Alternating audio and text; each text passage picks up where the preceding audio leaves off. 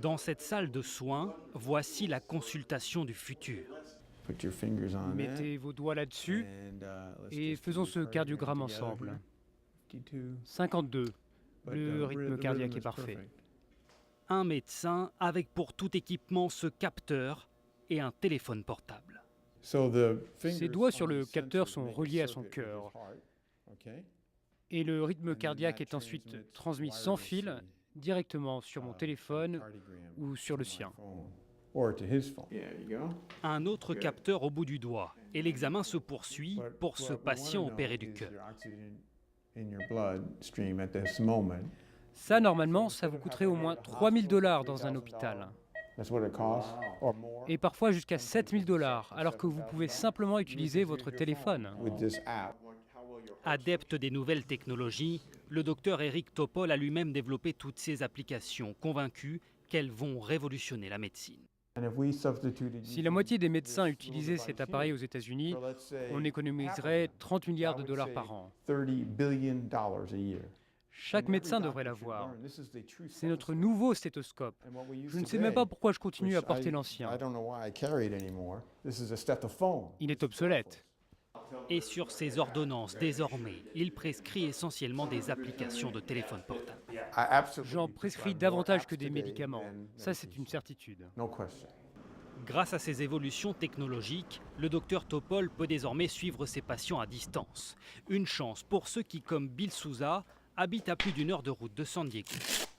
2 fois par jour, ce septuagénaire prend sa tension avec sa tablette numérique. C'est trop élevé. L'appareil envoie automatiquement toutes les données à mon médecin 1 fois par semaine. C'est tout ce que j'ai à faire. L'appareil coûte une centaine d'euros. Franchement abordable dans un pays où se soigner peut coûter une fortune. Je gagne du temps, j'économise de l'argent et j'ai un suivi immédiat. À San Diego, la médecine de demain se dessine, notamment dans les locaux de cette société. Dans le futur, vous serez peut-être relié en permanence à un petit boîtier fabriqué ici et qui équipe déjà certains hôpitaux.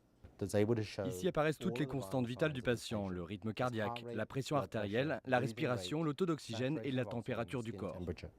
Et votre médecin, où que vous soyez, pourra vous suivre en temps réel sur un écran de contrôle ou directement sur son téléphone. Là, j'ai la liste de tous mes patients. Et si j'en choisis un, je vais avoir accès à toutes ces données médicales. Grâce à ce suivi en direct, les médecins pourront prendre des décisions ultra rapides. Et au bout du compte, avec ces informations, l'idée c'est de pouvoir prédire la dégradation de l'état de santé du patient. Prédire l'avenir d'un patient, voilà désormais l'objectif affiché par certains fabricants. Avec ce type de capteur corporel, les médecins pourront bientôt détecter à l'avance une crise cardiaque. Vous recevrez alors directement sur votre téléphone un SMS d'alerte et votre médecin pourra vous envoyer une ambulance avant même que vous n'ayez fait votre malaise.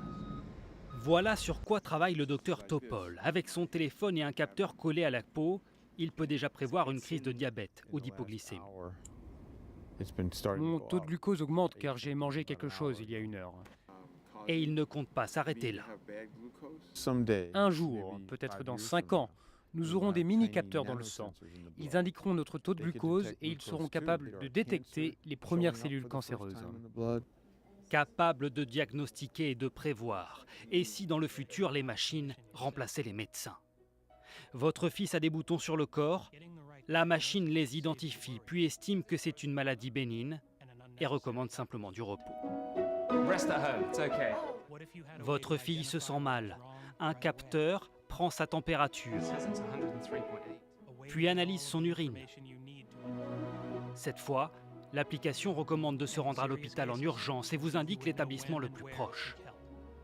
De la science-fiction? Pas vraiment. Ce projet doit aboutir dans les mois qui viennent.